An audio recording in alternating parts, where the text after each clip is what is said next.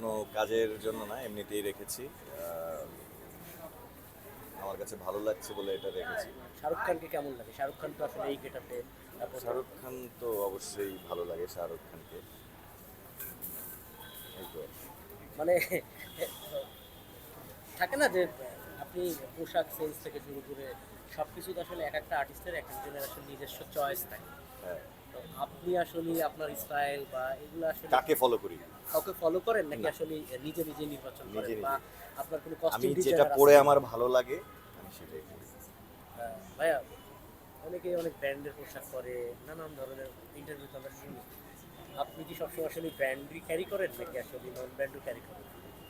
আপনার কোনটা যেন? খবরের কাগজ? কি ধরনের কোয়েশ্চেন এগুলো? কি ব্র্যান্ড কি? অভিনয় নিয়ে কিছু জানতে চাইলে বলেন। সামনে কি কাজ আছে আর তাহলে বলেন। সামনে আরেকটা কাজ করেছি, নতুন একটা কাজ, ঈদের পরে বঙ্গতেই আসবে, এটুকু বলতে পারি। এটাও আরেকটা থ্রিলার, ইনভেস্টিগেশন, কপ। আর কিছু না বলি, যখন জানানো হবে তখন আপনারা জানতেই পারবেন, আবার আপনাদের দাওয়াত দেওয়া হবে ওই বিষয়ে। তো অগ্রিম আর কিছু না বলি।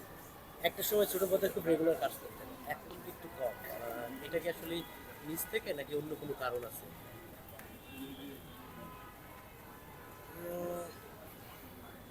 না, আমার শুধু গল্প আর ক্যারেক্টার পছন্দ হলে আমি করি। সো এরকম যদি না, নাটক ইন্ডাস্ট্রিতেও এরকম গল্প এবং ক্যারেক্টার আমার পছন্দ হয় আমি করি। আমি এই যে সেদিনও শ্যুট শেষ করলাম। তো এরকম কোনো বাধা ধরা কোনো নিয়ম নেই আসলে আমার ক্ষেত্রে। ঠিক আছে ভাই, থ্যাংক ইউ। Thank you. ভাই অনেক অনেক এই গল্পে আপনার জীবনের সঙ্গে কতটা মিল আছে? আমার জীবনের সাথে কোনো মিল নাই, আমার জীবনের সাথে কোনো মিল নাই।